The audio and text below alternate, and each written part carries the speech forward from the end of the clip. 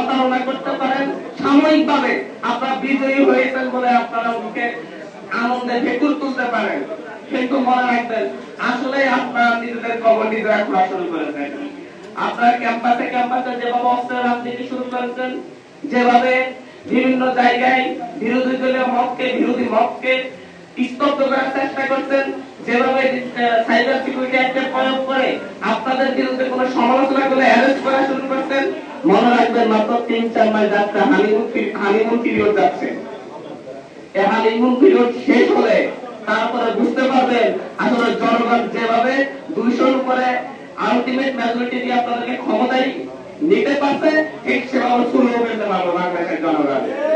যেভাবে ২০০১ সালে ক্ষমতায় আসার পরে বিএনপি সরকারের সময় তাদের নেতা কর্মীরা এত উগ্র হয়ে গিয়েছিল, এত তাছাড়া হয়ে গেছিল, এত বেশি কন্ট্রোলের বাইরে চলে গিয়েছিল, পরবর্তীতে র্যাব গঠন করে যৌথ বাহিনীর অভিযান চালিয়ে তাদের নিজেদের নেতা কর্মীদের বিরুদ্ধে অভিযান চালানো হয়েছিল।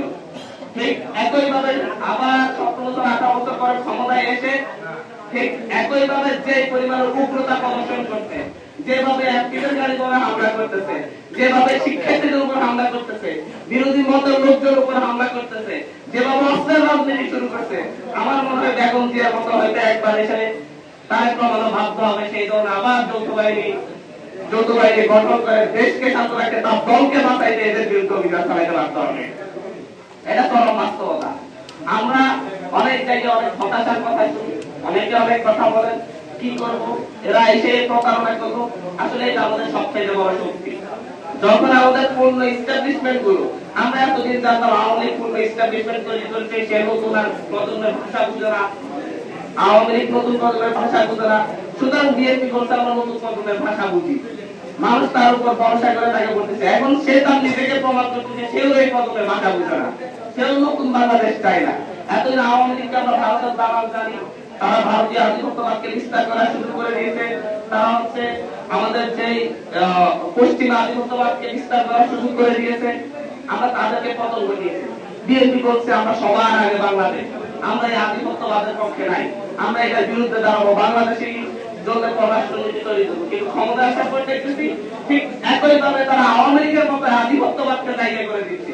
ইরানের উপর হামলা হয়েছে, সেটা প্রতিবাদ করার সাহস করতেছে না, এবং মার্কিন যুক্তরাষ্ট্র অখুশি হবে এই কারণে ইরানের সাথে সমঝোতা করে তেল বাংলাদেশে আনতেছে না, যাতে করে বাংলাদেশের তেলের সংকট যায়।